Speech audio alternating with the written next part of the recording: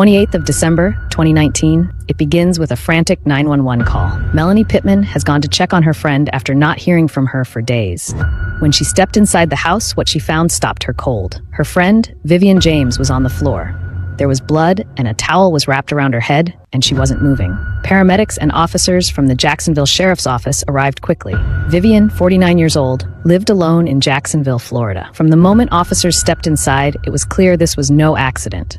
Vivian had suffered severe head injuries. Her jaw was broken, and wrapped around her neck was a power cord, the likely cause of death. She had been strangled. The home itself had been turned upside down. Drawers were open, cabinets had been searched through, and items appeared to be missing. Electronics were gone, and the house showed clear signs of being ransacked. Even more concerning, both her cell phone and a surveillance camera that may have captured what happened were missing. As detectives worked the scene, they began piecing together Vivian's final known movements. One of the biggest early breakthroughs came when investigators realized her car was missing. Vivian owned a blue Toyota Camry, but it was not in the garage. At first, there was confusion about whether it had been taken for servicing, but that quickly fell apart. Welcome to Crime Aura, where the darkest true crime stories come to life. We bring you gripping stories every week, so make sure to subscribe and turn on notifications to stay in the loop. Now, let's dive into today's story. Vivian James works at Atlantic Coast High School, where she had built a long and meaningful career that lasted more than 2 decades. She teaches science and chemistry, and over the years, she became far more than just an instructor. She's a mentor to many students and was even named Teacher of the Year a few months earlier. That recognition reflected what so many already knew. She's one of the most valued educators in her school. Vivian was also known for small acts of kindness, like giving students opportunities to earn extra money through yard work so they could have spending money of their own. These gestures added up over time and helped build strong bonds with the young people she teaches. And when investigators entered Vivian's home, they were struck by how clearly that impact showed itself. The walls were filled with Christmas cards, photographs, and messages from both current and former students. It was an immediate reflection of a life that had touched many others, and it helped paint a clearer picture of who Vivian was beyond the crime scene. For investigators, this added a new emotional weight to an already complex case. They were not just dealing with a homicide. They were trying to understand the loss of someone who had been a cornerstone in her community, someone who had influenced generations of students. But despite the grief and public attention, the focus of the investigation remained clear. Vivian's vehicle was still missing, and it quickly became one of the most important leads in the case. Detectives believed that finding the car could reveal where she had been in her final hours and possibly lead directly to the person responsible. Now detectives were racing against time, working from limited evidence and hoping that the missing car would be the key to unlocking what really happened to Vivian James. Acting on a developing lead, detectives began tracking the missing blue Toyota Camry linked to Vivian James. Using license plate reader systems, they picked up a signal that placed the vehicle only hours away from the time her body was discovered. That hit led investigators to a small motel where the car was found still parked in the lot. Rather than move in immediately, detectives took a more cautious approach. They set up surveillance and watched the vehicle closely, waiting to see who might return to it. After some time, a man was seen approaching the car. He began loading items into the trunk and back seat and even disposed of belongings in a nearby dumpster. At that point, officers coordinated with patrol units to prepare for a controlled stop if the vehicle tried to leave. Soon after, the car began to move, and officers moved in. The vehicle was stopped, and a felony takedown was carried out. Everyone inside was ordered out at gunpoint, and the occupants were quickly secured. Behind the wheel was not a hardened criminal, but a former high school football player named Zebulun Perkins. And within seconds of stopping him, officers treated the situation like a potential threat. But even with the vehicle recovered and suspects in custody, investigators still faced a larger question. How exactly did Vivian James's life end? Detectives approached Zebulon carefully. They avoided mentioning Vivian's death directly, framing the conversation around the stolen Toyota Camry instead. Hey, my name's Detective Abbott. How are you? Water or anything? Yes, sir. All right. On the way down here, you mentioned that you wanted to talk to a lawyer before you talked to us, right? But also that you did want to talk to us about how you got the car Yes, sir. and all that. We would like to talk to you about how you got the car also, but if you want to talk to your lawyer before you tell us any of that, Yeah. you got his name? Me? No, my mom has all the information. That's why I'm trying to call my mom. What's your mom's name? Yeah, Carrie Jenkins. Carrie Jenkins. Jenkins. And she knows his name and number and all that. Yes, sir. Would he be able to come down so that Yes, we can still talk to you? could. I can speak now, but I just give you everything I know. But other than that, That's all we're wanting. Yes, sir. Zebulon is we're just wanting Yes, to know about the car and all that stuff. Yes, sir. All right. So If you're willing to do that and you're okay with telling us about the car and all the stuff without your lawyer, No, but fine. that's totally up to you. okay. Okay. Good with that? Well, we want to make sure you're comfortable with that. yes, sir. All right. But in the meantime, we are going to go over your rights so that you do know them and that Yeah, we always read rights. All right. Right for red once you're arrested. No, not necessarily. we're police detectives. We're in a police station and we're asking you about a crime that we don't know if you have anything to do with or not. Yes, sir. And that's what we want to talk to you about. Yes, sir. And before we ask you any questions, because we don't know if you're involved or not, we go over rights. Yes, sir. You do read rights when you're under arrest, but it's not the only time you read rights. Gotcha? But while Zebulon believed he was explaining a suspicious car purchase, investigators were already trying to place him inside a homicide investigation. So, the car. The vehicle. Okay, so basically, about 2 days ago, I spoke with my friend named Rashad. I told the guy I can point y'all to the guy. Mm-hmm. I can get y'all him or whatever. You said Shard? Rashad. Rashad Simmons? Yes, sir. Purchased the car from him for $1,100. 1100. I was getting it for my wife, my fiance, for Christmas. Okay. And today is the 28th, so that would be the 26th. Yes, sir. Okay. I had the car for last night and today. All right. Do you remember what time on the 26th? I gave the money and we got the car. It was like sometime at night. Okay, that in the evening time. Did he bring it to you there at the hotel or did you meet him somewhere? Nah, we met right at the pool hall right there. The pool hall? Yes, sir. Which one? 103rd West Side Pool. Okay. And do you remember like a specific time frame? Yes, sir. Was it dark out? It's like, it wasn't dark yet. It was like when it almost going Starting to down. get dark? Yes, sir. All right. Did he call you and say, hey, I'm trying to sell a car? Yeah, we were like just talking earlier. You just happened to be there. That's the area where I was just at pool hall. I play pool. I'm a pool shark. According to Zebulon, the car wasn't meant for himself at all, but as a Christmas gift for his fiancée. And for a moment, the interrogation almost felt less like questioning a suspect and more like talking to someone who had simply made a terrible decision. It didn't feel right. What didn't feel right? Just the car. The car? It was just like, I mean, you already said yourself. I mean, Rashad, he's kind of does some shady shit. I was trying to be a And superhero. Yeah, for my girl. I get it. I'm But pissing you off. I'm in a doghouse. Hey, if I can't give you nothing, I'm trying to get a house. But if he's selling you a car, I mean, the chances are, there's a good chance it's probably stolen. I'd be worried about putting That's why I my would. child in that car. You're right. And that's why I would have asked him. Why would I do something like that? Yeah, you're right. Right. So it's like, that's why I would help. That's why I asked you initially, like, did you ask him about it? You said no. I didn't. You just kind of left it. Like, Yeah. But then, the first crack appeared. Almost casually, Zebulon admitted something detectives immediately locked onto. When we were taking you into custody, Right. you said when we were getting your girls, you're like, she got nothing to do with it, You don't. right?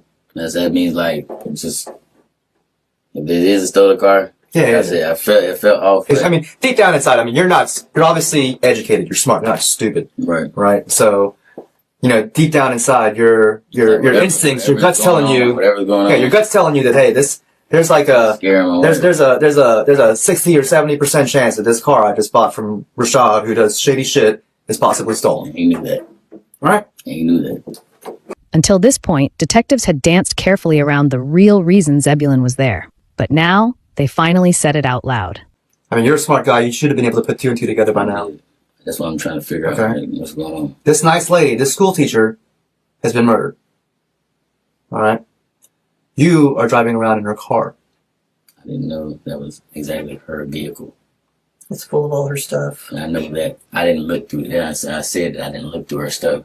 Me and my wife today was going to go and clean the car out. But do you understand sitting where we're sitting, Yes, sir. The way it looking looks. how it looks? The way it looks. Her, So why would I her put my- driver's license of this lady, My child, I would not put my child in a position. It's about, at the end of the day, it's in my life too. So my child, I wouldn't put my child in somebody else's car that's deceased or that's a stolen vehicle.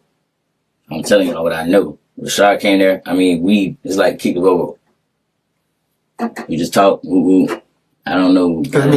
20 minutes ago, you said nobody was in your room, that you don't even know where Rashad stay at, In and man. out. Rashad doesn't have nowhere to live. You know, you're saying that you don't know how to get a hold. You know, it's like I apologize for raising my voice. Up until this point, Zebulon had portrayed himself as little more than an unlucky man who had unknowingly purchased a stolen car. But as detectives began showing him photographs connected to the case, a different picture started to emerge. And in a matter of seconds, Zebulon revealed something investigators already suspected. He wasn't a stranger to Vivian James at all. I know that tree. I did that yard. That yard. There's a tree right here. Okay. I do that yard. But the tree's not in the picture. I know. I know the house. The color. You spotted it up pretty quick. Of course, I mean, you lived 3 houses down for Right. however long. Right. I'm just saying that's pretty good because I don't know that I could do that myself. I do that yard. She does there, Zebulon, as observant as you are, you were able to pick that house out pretty quick. That's Miss Vivian's house. Then how come you couldn't pick out Miss Vivian's car? I said I didn't look through anything. I didn't look through anything. From that moment on, Zebulon was no longer simply connected to Vivian's car. He was now directly connected to Vivien herself. Detectives now began laying out the full picture piece by piece. Zebulon, Sir, we're not here to fuck around with you. I'm not either. I'm not either. And when I say I can help y'all more than I gave y'all the information I know. And we appreciate that. We do. And I can give y'all Rashad, like I said. I don't know anything that's going on beside that car. Her driver's license was found in your room. In the trash. Obviously, Rashad been in my room. You said no one's been in your room. I don't have people in and out of my room. Rashad has been in my room. Okay. My girl knows, she knows what's up. A murdered teacher, a missing vehicle, personal belongings in a hotel room, and sitting in front of them, the last known person connected to all of it. For most of the interrogation, Zebulon tried to frame himself as an unfortunate bystander, someone who had simply crossed paths with a stolen vehicle at the worst possible moment. But detectives weren't focused on the car anymore. They were focused on the relationship. When you went over to Miss Vivian's house, it was just you? It was just me. Nobody else was at the house? She didn't have any friends over there? She was getting ready to go out and run some errands. So... How did you get over there? Oh, well, that's all right. But you said that while you were there, she got a call and she was going to go meet somebody else and she left? No. No? She was already on the phone talking. She was already on the phone? You was already going. You told me I have plans. Okay. I got some things I need to do. You can either go with me or, see what I'm saying? Mm-hmm. So you get over, you said you stayed there for about 30 minutes and then you left? Yes, sir. And she was still there? Yes, sir. Okay. Did she mention having any problems with anybody? No, sir. Okay. She just said that she dated a dude next door. We like that that relationship. You like me, but it's like when we have open talks. Did she say anything about the guy she dated next door? She just said his daughter stayed with her or something. He talked to his daughter. Did she talk to his daughter? I guess they was texting. Okay. They were texting the day that you... Yeah, they were texting when I was there. Okay. All right. Did she say anything about having plans to meet him that day? No. Okay. Did you kind of tell who she was on the phone with when you got there? No, she wasn't talking on the phone. She wasn't talking on the phone. It was texting. Oh, okay. And she didn't say who she was texting? No. She said it was the guy's daughter. She checking on to see what she got going on. Okay. And that was definitely 4 days ago? So it was before Christmas? 4 or 5 days ago. That was after Christmas. After Christmas. Well, after Christmas wouldn't be 4 days ago. Well, Christmas, I was... Today's 28th. Well, you're right. Today's 28th. So when you were inside Miss Vivian's house... I was in the living room. Living room? The restroom. Mm-hmm. I came back to the living room. Okay. We don't go in our room. We don't do none of that. You know what I'm saying? I'm good people, man. I help. Well, we want your help. You know, at the end of the day, Zebulon, we want your help and we need your help to, Sure.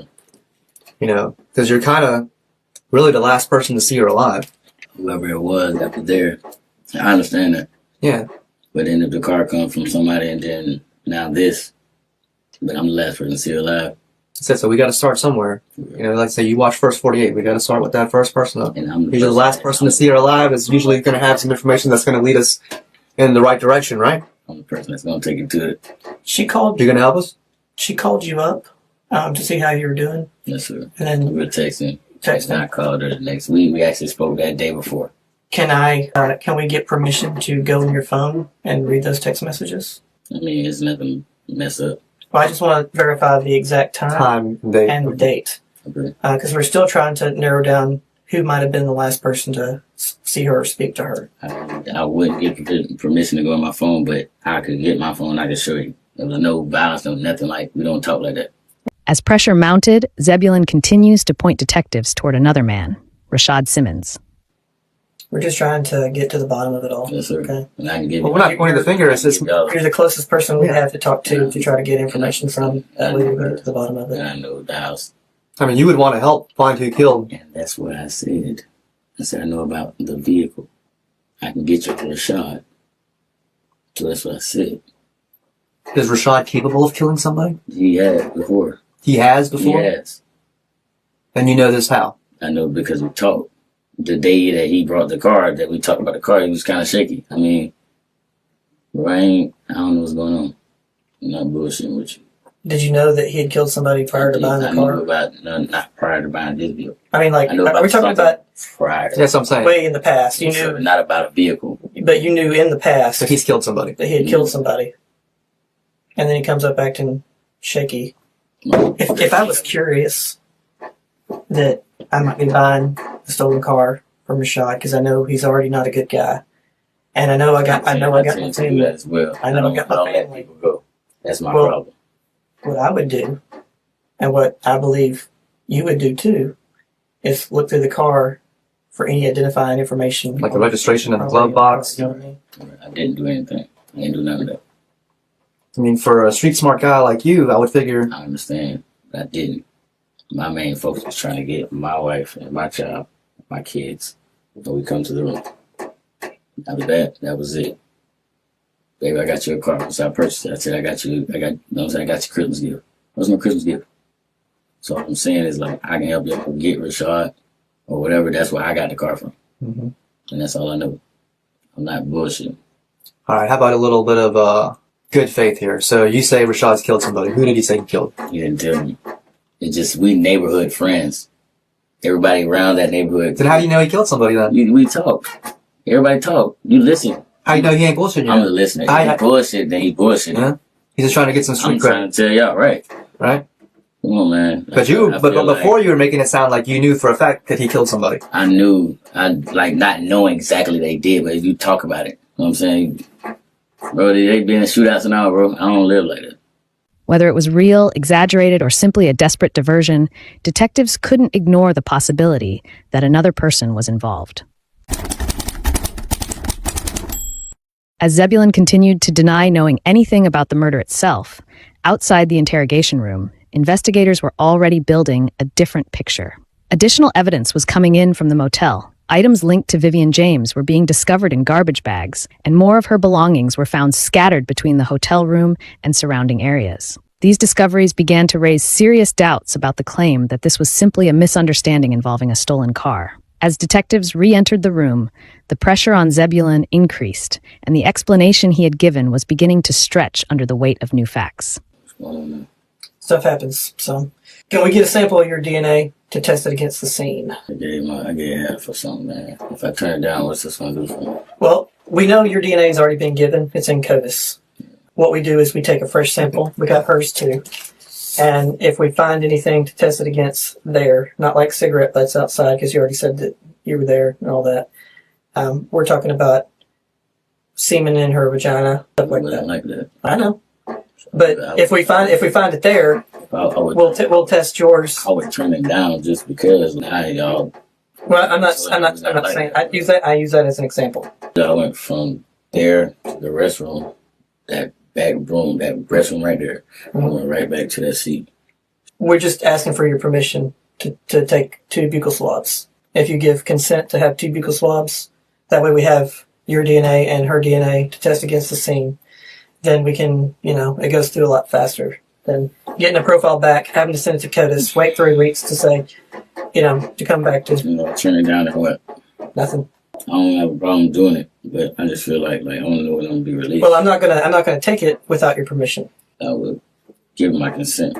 What stands out isn't the request itself, it's how quickly Zebulon begins negotiating his cooperation against the possibility of release. For nearly an hour and a half, detectives allowed Zebulon to believe he was still helping himself. Then the strategy changes instantly. We are arresting you. What? Dealing in stolen property. Doing what? Buying a stolen car. That's what we're arresting you for. You got the car so close to the time of her murder. I wasn't even driving. Like, I'm not putting this on my wife, bro, but I know. I wasn't even driving, bro. Why do I have to be arrested? Because you admitted to buying it. That's me being honest. I know. I didn't. But listen, we appreciate everything you said about Rashad, and we are going to track all that stuff down to verify. I need y'all in the night. I cannot go out tonight, bro. I cannot get arrested, bro. It's not nothing. It's not nothing for any reason. I got kids. Like, I can't keep. I'm trying to stay out of there, man. If I can get y'all him tonight, can that be deferred?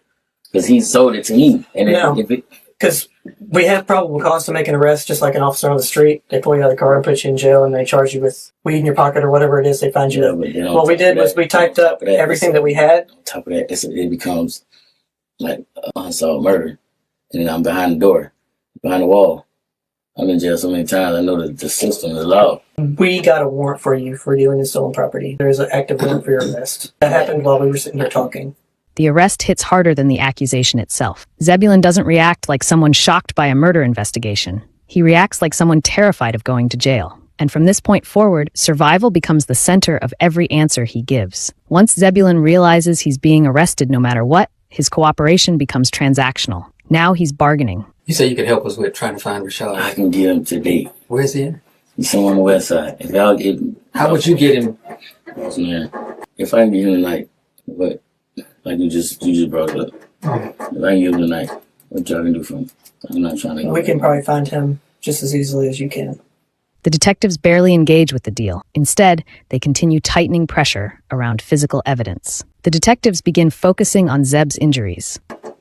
The last time you was at work? That's right. Last Friday. Yes, sir. So about a week ago? Yes, sir. I got hired. You got fresh cuts on your knuckles, man. And if you say them happened last Friday, I would have healed. Christmas with my kid who were playing. I got knees. You got scars on your knees too? I'm playing with my children, bro. I'm playing with my kids. That's old. That's old. I'm talking about the ones on your knuckles. The detectives are no longer trying to get a confession. They're building a picture, piece by piece, directly in front of him. Then comes the moment investigators had been circling for nearly the entire interrogation. The alleged money transfer from Vivian's phone to Zebulon's phone. Did you have a phone at any time? Yes, sir. You know anything about a transfer of money from her phone to yours? Where's your phone? My phone is, I don't know. Is it the car? Is that plugged in the car? So you ain't never transferred no money from her phone to your phone? Yes, sir. I didn't. Did you transfer money to Darniqua? I transferred her $100. Maybe the date the 26th.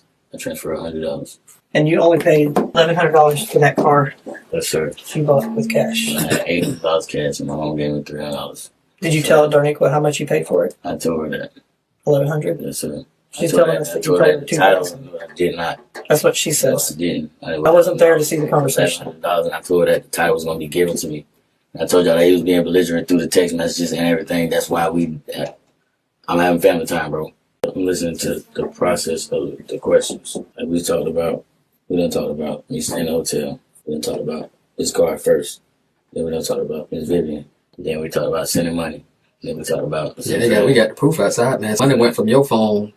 I sent money. I got it right here on my phone. I have 2 accounts. Look at me. I didn't send no money, boss man. Boss man, You can't slick a can of oil, man. I know. My mama always taught me that. You can't slick a can, man. I ain't do nothing to that lady, man. I never did say you did I? Car, but I'm saying though, dog, I didn't take anything or do anything. I bought the car. That's all. So why is that transaction from you to her? Sir, coming from her phone to your I phone? didn't take no So money. you think somebody got her phone and tried to send you some I money? have 2 cell phones, boss man. You think Rashad got into your phone? One of them is off. I let him. He has one of them. He has one of your phone? My black phone that's cracked. And I it's have in your another name? phone. If I pull up 2 phones. who the account? John Odom.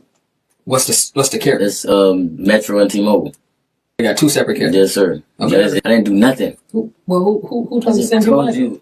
I have 2 phones. Who trying to send you money then? Who's trying to send me money? They come from her phone and it say to Zep. Here's the transaction right here for $200. It's not. Who's trying to send you I money? told her I have 2 phones. You think just somebody grabbed her phone? Perkins Senior. You think she was trying to send you some money? No. She don't owe you no money? If somebody, if I took her car and like did whatever anybody did to her, bro, Mhm. I don't have her phone. I don't have nothing. Okay. I met this man at the pool hall. If you say what you're saying, How did he get your phone? I gave it to him. You let him hold it? Yes, sir. And then I It's guess a Wi-Fi phone. Now I got this. If I upgrade to this phone, Mhm. I use this phone to talk on. talk on Now this phone is just freelance. It got all my do whatever phone. with it. Right. But I'm saying Stuff on it and everything. how is her phone trying to send you money? That's what I'm lost at. And send to my phone that's on. No, sir. I said I had two accounts. So if we pull your phone up right now, account, sir. and we find that it's trying to send you money, what would you say? She's trying to send you money. Somebody had her phone trying to send you $200. If anybody had a phone, it'd be Rashad. And you just blaming it all on Rashad. I'm not blaming nothing on Rashad. I got the car from Rashad. Were you with Rashad? Sir? Were you with it? I let him stay at my hotel for 2 hours. But prior to that, you wasn't nowhere? Prior to that, I wasn't with him. We neighborhood homeboys. You ran into him that morning, and then you came back and bought the car from him that afternoon. Right. But sometime in between there, you visited her. I didn't. And then at 4 o'clock on her phone that we had, because she had 2 phones. I didn't touch her, boss man. This is where Zebulon's narrative starts becoming unstable, and investigators now begin forcing Zebulon into an impossible position. If Rashad committed the murder, how did he gain access to Vivian's house? Because according to Zebulon himself, Vivien trusted him, not Rashad. One of the most revealing moments in the interrogation comes from a single correction. For hours, Zeb insists he never touched Vivien. You know how DNA work, right? Yes, sir. Explain to me a little bit what you know about DNA. DNA works like anything. Touch. In the body. Touch. Scratch, blood, sweat, semen. You know how it works. Yes, sir. Skin cells. Yes, sir. Yeah. I know how it works. So at any point in time, and I ain't say you did, if I was to touch him, No. anywhere on her body, if she touched you or something like that, and we happen to swab her hands, because you said you didn't touch at all, right? So your DNA should be nowhere on her. No, she was passed. We hugged when I came in the house. Oh, so now you hugged her now. Listen, I ain't do nothing to that lady. Then suddenly, he remembers hugging her. It's a subtle shift, but psychologically important. Then detectives return to Zeb's hands again, this time more aggressively. Not because the scratches prove guilt, but because they force him to imagine what forensic testing might reveal. There's some deep cuts in your knuckles too, man. I'm looking Boss, man. Them like Christmas Day. I ain't fighting nothing, man. No, I'm talking about these two right here. They're like a Right pinch, here? like somebody, all three. I'm like, it was down on your hand. See, like these right here? See that one? Them look like nails. Nah, big dog. That's not nails? No, sir. I'm just saying what it looked like. I'm saying that's Okay. Nah. Because if it is her nails, Sir, no. so that DNA gonna come back. I'm just letting you know it's gonna come back, man. So, Rashad did.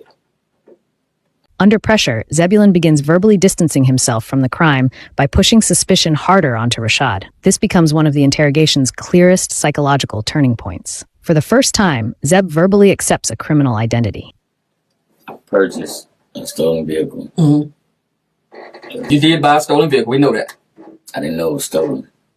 I didn't look through the car. You just said you purchased a stolen vehicle. I'm going by what I know now. Everything I've accumulated. Okay. Go ahead. I purchased a stolen vehicle. Lady's murder. Okay. You were at her The house the cash out. same day. Right. The same day that you bought the car was the same day you visited her. She said it was after Christmas. I didn't do that. And it wasn't the 27th because you were with I didn't do that. you're with your old lady that day. Right. And today. I Yes, didn't, Say she one And that she's still wearing those same pants, probably, that you I described. didn't do anything to that lady. I didn't do anything in her house. I didn't do She anything. died that day. I didn't do anything. I'm sitting here. I don't have no problem. Y'all pulled up, applied. My kids are here. I didn't let my girl drive the first day because if it was a stolen vehicle, we didn't look through anything. If it's a stolen vehicle, you have nothing to do with it. It's on me. I told y'all, she has nothing to do with this vehicle. I know she doesn't. I ain't taking that from nobody, bro. And everybody described that lady, man, as being one of the nicest ladies. She's sweet, man. Teacher of the year. She's sweet, man. bro. Why would somebody do something like that, dog, man? That's fucked up.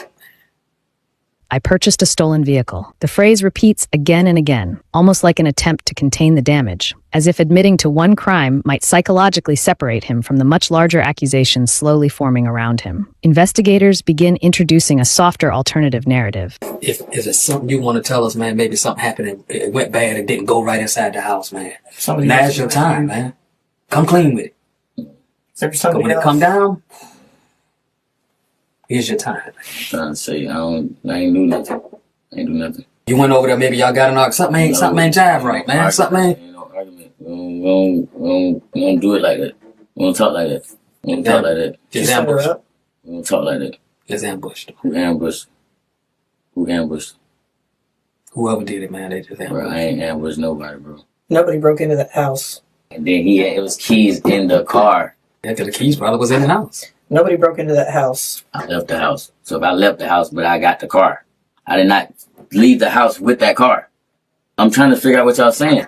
I'm trying to figure out if you came back and got the car. At this point, detectives stop asking questions and begin reconstructing the crime chronologically in front of Zebulon himself. Don't get hung up on the words I use, because I'm not trying to trick you up. I'm just trying to show you what you're telling me. You said earlier you got out of the car. I talked to him. And you ran into him. Started jive talking. Got a car. Okay, boom. You leave there. You don't come back until later that night. But sometime in between, you go by and visit the same lady whose car you bought from him, Right. who is wearing the same thing that she's wearing right now, dead. Right. And then we have her phone that we found that's linked to her other phone, presumably, and it continues to update. And we see on that phone where she's trying to send you $200 at 4 o'clock. And you meet back up after visiting her and buy a car from the same person you were just visiting, who's now murdered. Right. Do you see how fucked up that sounds? It's very fucked up, man. It's extremely fucked up, and you know it too. This is one of the interrogation's most effective pressure sequences, because the detectives aren't presenting definitive proof. They're presenting coincidence after coincidence until innocence itself starts sounding statistically impossible. As the interrogation tightens, Zebulon emotionally separates Vivien from the crime itself. He stops talking about evidence and starts talking about her as a person. You know we're gonna get on. Zep, you know we're gonna I know get y'all on. can get him. You know that, right? I know that. He ain't here right now, is he? No. You sure? I promise. I won't touch that lady. That's good people. That emotional pivot matters. Whether genuine or strategic, it shows the interrogation is finally reaching identity-level pressure. The detectives now present their theory directly: a robbery, a vulnerable victim, easy access, and a suspect already connected to both the victim and the stolen vehicle. She wouldn't even let Rashad in because she don't know Rashad. She'll let you in there because she know you. Why would I touch her though? I don't know. Maybe you needed some money. Shit, you trying to send money from her phone to your phone. What you need to lick? That was an easy little lick for you, what? No, Well, it wasn't. she stayed by I herself. bought the car. Ain't nobody gonna know it. She's living there by herself. I bought the car. You bought the car. You ain't thinking in your mind you're gonna go see how you got there smoking a cigarette. That's an easy little lick right now. I'm finna go on there. No. That's what you're thinking. When is that? I'm going to do it. Put the flim to it real quick and go on about my bed. No. Well, what he just said, and he just gave you a small timeline, and we ain't even halfway done. This is what you're telling me. I didn't touch that And how can it be anybody I other? did not touch that lady. Okay. Well, I ain't set that lady up. I went in and had a conversation. We talked. That was it. You're going to have to explain how her phone is trying to send you money. hey, I have 2 phones. Rashad has the other phone. I just said it. okay, but explain why is her phone sending your other phone money? Explain that. Because if I don't have who has her phone? I don't know. Probably the person who killed her has a phone. Who And has it's trying to send you money. Because that's what the fuck you came over there for, right? Fuck, I didn't. What you came over there for You then? just came. I went over there express and talked to her. You didn't come over there to get a No, lick real sir. quick. No, it wasn't. So why are you trying to send money off her phone to your phone? I did not do that. The detectives keep returning to the same question over and over: what happened inside the house? Why are you trying Why to y'all saying that I did it? You were the last one there, man. And we got plenty of proof to prove it. I understand. That's why we just coming in here. Maybe you can kind of clear it up. What happened in there?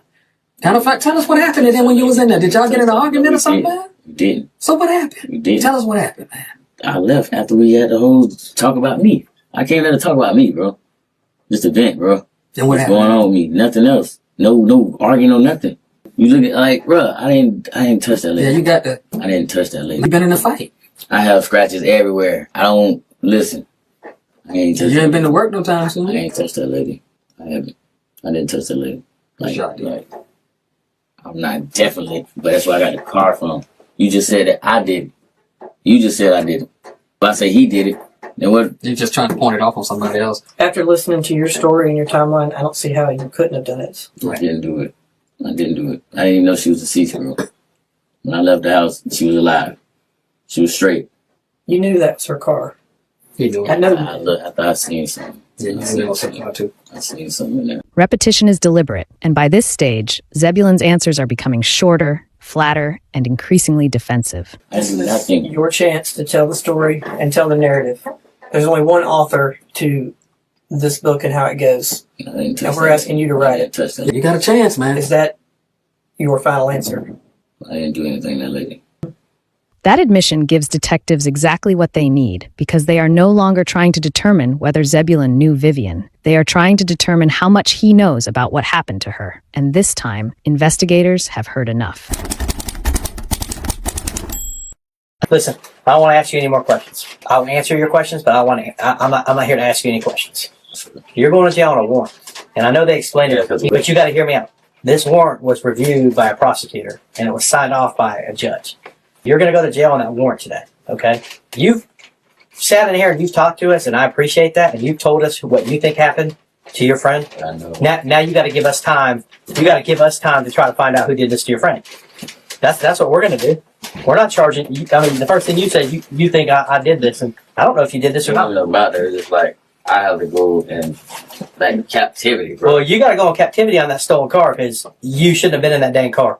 Period. You separate all that other stuff. Like, You buy a dang 2007 dang Toyota Camry for $1,100. Get dressed, man. Why you can talk and get dressed, man.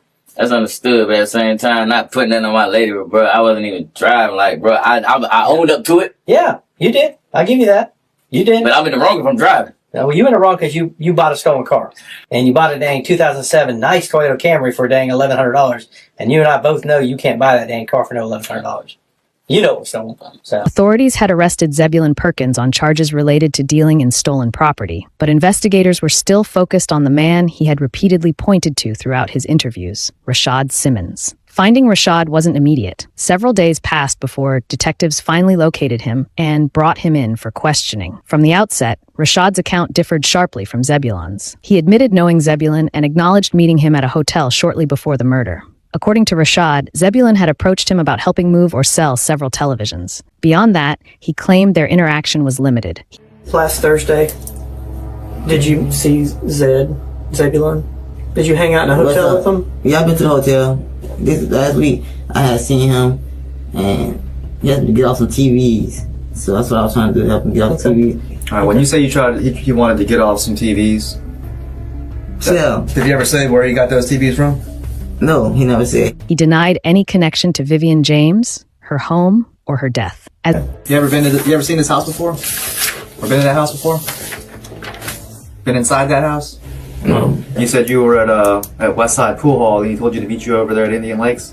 But can you look and see what time he called you? As the interview continued, detectives searched for cracks in his story. But unlike Zebulon, whose explanations often shifted under pressure, Rashad remained measured and consistent. He insisted he had never entered Vivian's house and had no knowledge of how her vehicle ended up in Zebulon's possession. Meanwhile, investigators were assembling a larger picture through digital evidence. Text messages between the two men confirmed they had been communicating around the time of the murder. The records showed coordination involving meeting locations and vehicle movement, placing both men within the same unfolding timeline. But while the messages connected Rashad to Zebulon, they did not directly connect him to the crime scene. This lady's a teacher, bro, I know. on TV. And she seemed cool with him. She is cool. She is cool. She's very nice. Why would he want to do that, though?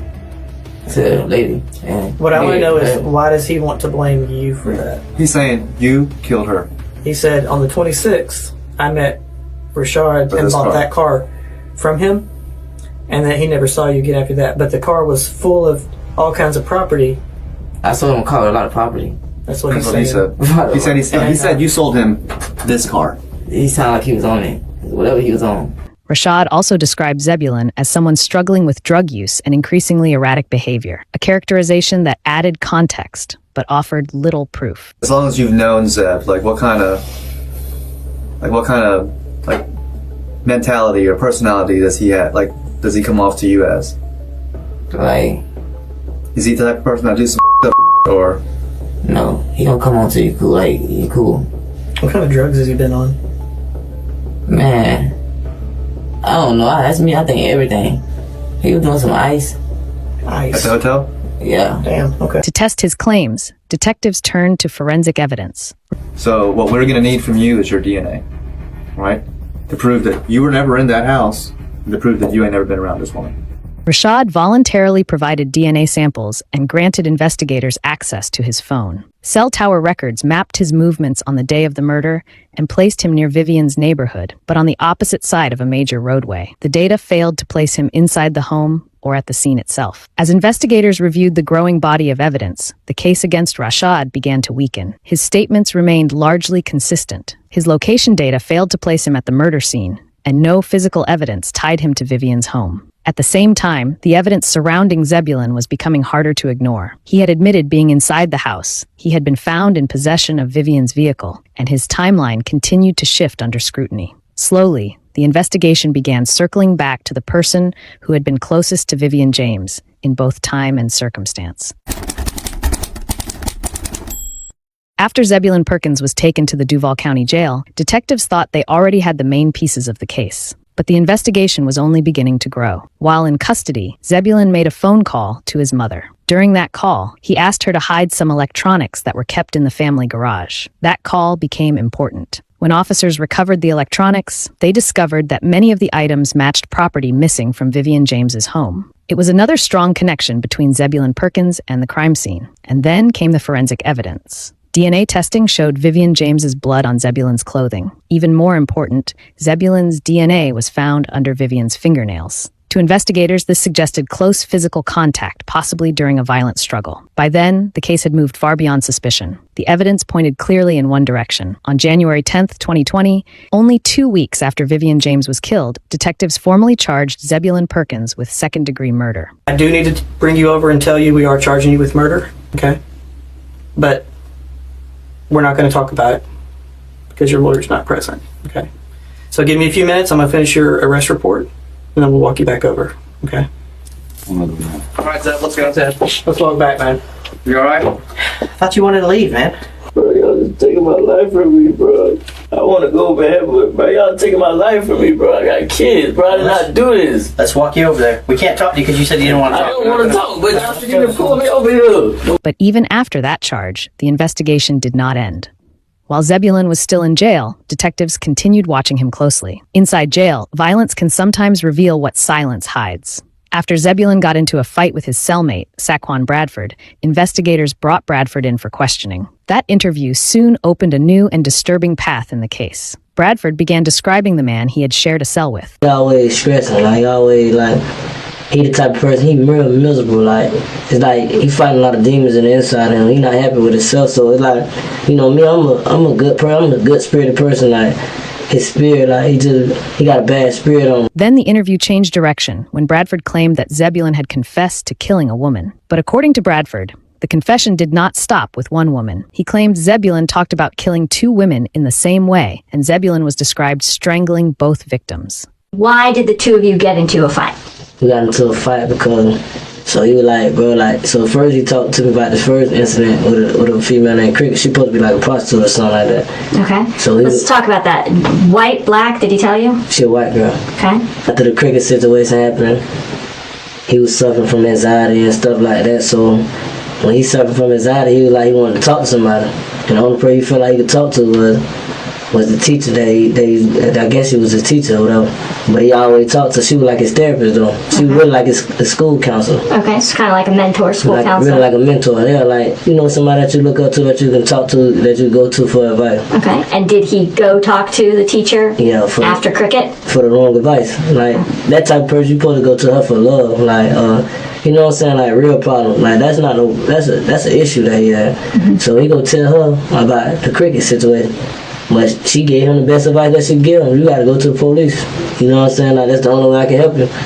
Instead of him letting her go to the police, he strangled her the same way. Okay. So when he telling me about it, I'm like, bro, you wrong, bro. Bro, you killed the teacher, bro. Mm-hmm. So me, I'm gonna speak my mind. I told him, bro, you killed the teacher, bro. Ain't no students gonna love you, bro. So he getting mad. So once he go to get mad, so I'm sitting on the bed, he swing on me. And the first thing he do was strangle me. This on everything I love. First thing I think about was that teacher.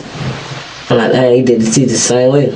So while the two of you were in the cell together, he put his hands on your throat and was strangling you. Yeah, strangling you. Okay. Those claims forced detectives to take another look at evidence they had already collected. Their attention returned to a second vehicle that had been seized earlier in the investigation. It was a 1989 Corvette found in possession of Zebulon at the motel where Zebulon had been arrested. At first, the Corvette was treated as secondary evidence. Investigators connected it mainly to the stolen vehicle side of the case, and the car had been placed in police custody, but no one came forward to claim it. Now, with Bradford's new claims, that Corvette took on a much darker meaning. The jailhouse confession of Saquon Bradford led investigators to the registered owner of the Corvette, Leah Kline, a 38-year-old mother of 4. To those who knew her, Leah Kline's disappearance did not immediately raise alarm bells, as she's someone who would occasionally go off the radar for days or even weeks at a time. Over the years, communication with her had become increasingly irregular, making it difficult to determine exactly when something had gone wrong. It remained unclear how Leah Kline and Zebulun Perkins knew one another before Christmas of 2019. There was no obvious public connection linking the two, yet digital evidence would soon place them together during Leah Kline's final days. A forensic examination of Zebulun Perkins' cell phone revealed photographs of Leah taken around the time she vanished. More troubling still was a message believed to be Leah's last known communication. She indicated that she was outside Zebulun's hotel room. That message would become one of the final traces of Leah Kline's movements. Investigators eventually pieced together a grim timeline. According to prosecutors, on Christmas Day 2019, Zebulun Perkins and Leah Kline were together at a motel on Jacksonville's west side. At some point, an argument erupted between them. What began as a dispute quickly turned deadly. Zebulun Perkins strangled Leah Kline during the confrontation and later disposed of her body in a dumpster, effectively erasing any immediate signs of what had happened. But the violence did not end there. The following day, Zebulun sought out someone he trusted, Vivian James, a respected teacher and his former educator. Zebulun went to her home looking for advice after killing Leah Kline. When Vivian James urged him to do the right thing and turn himself in to the police, Zebulun reacted with violence once again. He brutally attacked Vivian James before strangling her with a cord inside her own home. 2 women had now lost their lives in less than 48 hours. After all the evidence was assembled and the case moved through the courts, Zebulun Perkins pleaded guilty to 2 counts of second-degree murder. In April 2024, a judge formally sentenced him to 70 years in prison for the murders of Leah Kline and Vivian James.